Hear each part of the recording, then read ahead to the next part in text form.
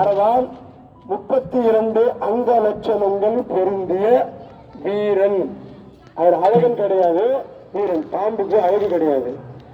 பாம்பு பார்த்தால் படையும் என்றும், வீரனைத்தான் பலியிட்டால் போரிலே வெற்றி பெற முடியும். 32 அங்க லட்சணங்கள் பொருந்திய வீரனாக விளங்கக்கூடிய இந்த அரவான் தர்மராஜா பார்த்து அழுது கண்ணீர் எடுக்கிறார். வாழ வேண்டிய பிள்ளைகள் பலி கொடுத்து வாழ்ந்து விடுத்த நாங்கள் வாழ வேண்டுமா அங்கே இன்று வருந்தி அழுகிற பொழுது இந்த அரவான் தன்னையே பலி கொடுக்கின்றார். அந்த நேரத்திலே பகவானிடத்திலே 3 வரம் கேட்கிறார். ஒரு வரம் 18 நாள் யுத்தத்தை நான் பார்க்க வேண்டும். 2வது வரம் நான் ஒரு நாள் யுத்தம் செய்ய வேண்டும். 3வது வரம் எனக்கு திருமணம் வேண்டும். சாக போற இந்த அரவானுக்கு யார் பெண் கொடுப்பார்கள்?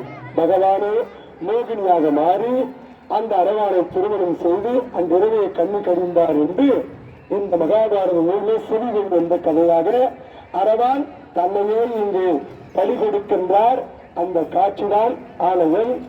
ஆலய தர்மகர்த்தா, நாட்டமையாளர்கள், வர்தனம், துணை வர்தனம், துணை தர்மகர்த்தா மற்றும் தலைவர், செயலாளர், பொருளாளர், கௌரவ ஆலோசகர்கள், கௌரவ தலைவர்கள் மற்றும் பெரியவர்கள், ஆண்டவர்கள், சார்ந்தவர்கள், சபையோர்கள், விழா குழுவினர்கள், காப்பு கட்டிய குமார மக்கள், 10 கோடி பெருமக்கள் மற்றும் ஊழியர்கள், இந்த எல்லா நிகழ்விற்கும் வரிய தந்து கலந்து கொண்டு சிறப்பித்துக் கொண்டிருக்கக்கூடிய 10 கோடி பெருமக்கள் அனைவரையும் முறைப்படி வரவேற்று தந்த ஒடுக்க மேல ராஜநேரத்தில் தந்த நரங்கால் சுவாமிகள் அந்த பெருந்தகையால் நாடக அன்பர்கள், தெருக்கூத்து கலைஞர்கள் ஆக அனைவரையும் வணங்கி இப்பொழுது காளி கோயில் அருகாமையில் நமது